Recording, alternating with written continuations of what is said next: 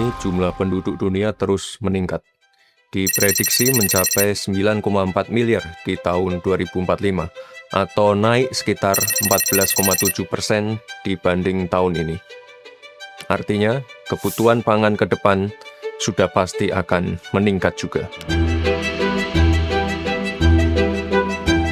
Tapi di sisi lain, kemampuan dunia untuk memproduksi dan mendistribusikan pangan justru semakin melemah. Geopolitik yang memanas, perang yang tidak berkesudahan, serta ketidakpastian kebijakan yang semakin tinggi, pada akhirnya mengacaukan rantai pasok pangan dunia. Ditambah lagi dampak perubahan iklim yang semakin nyata, baik kekeringan ekstrim, banjir, maupun longsor yang merusak lahan-lahan pertanian dan mematikan hewan-hewan ternak. Saat ini sudah ada 11 negara melakukan pembatasan ekspor pangan, dan jika kondisi semakin sulit, tidak menutup kemungkinan akan semakin banyak negara yang melakukan pembatasan ekspor untuk melindungi kepentingannya masing-masing.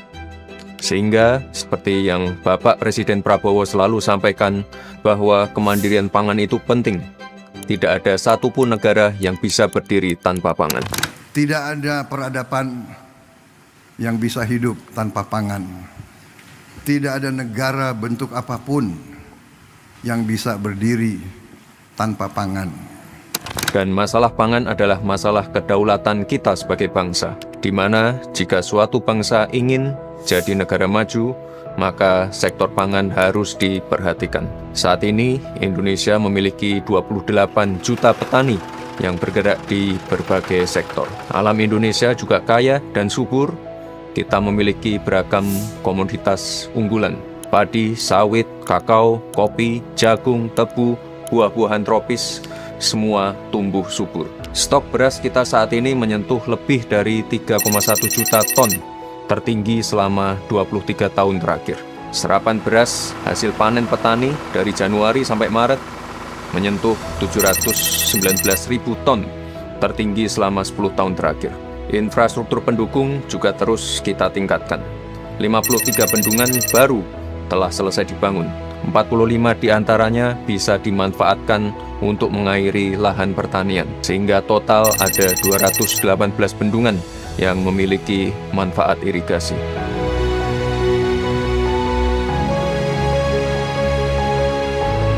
Memang dibutuhkan pembangunan dan perbaikan irigasi, baik primer, sekunder, maupun tersier.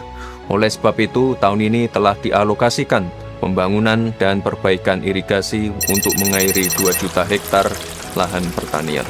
366.000 kilometer jalan produksi di desa-desa juga secara bertahap telah dibangun menggunakan dana desa untuk mempermudah akses distribusi hasil bumi dari sawah ke pasar maupun pusat pengolahan. Kita punya potensi alamnya, kita punya SDM-nya, akan terus kita upayakan infrastrukturnya. Oleh sebab itu, yang juga perlu kita kembangkan adalah ekosistemnya.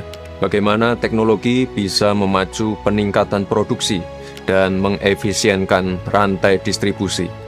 Bagaimana R&D bisa menghasilkan bibit unggul, tahan hama, berkualitas, dan produktif. Bagaimana pergudangan modern bisa menyimpan hasil panen lebih lama.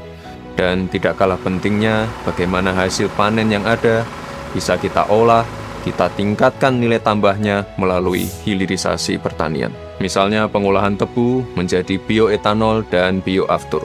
Selain kita bisa mendapat nilai tambah, ini juga penting untuk mendukung ketahanan energi kita, utamanya sebagai alternatif sumber energi bersih. Disinilah peran anak-anak muda, disinilah kontribusi generasi muda yang penuh inovasi, berani membuat terobosan, cepat belajar, dan penuh rasa keingintahuan. Di sisi lain, pemerintah juga terus berupaya mendorong perbaikan di berbagai bidang.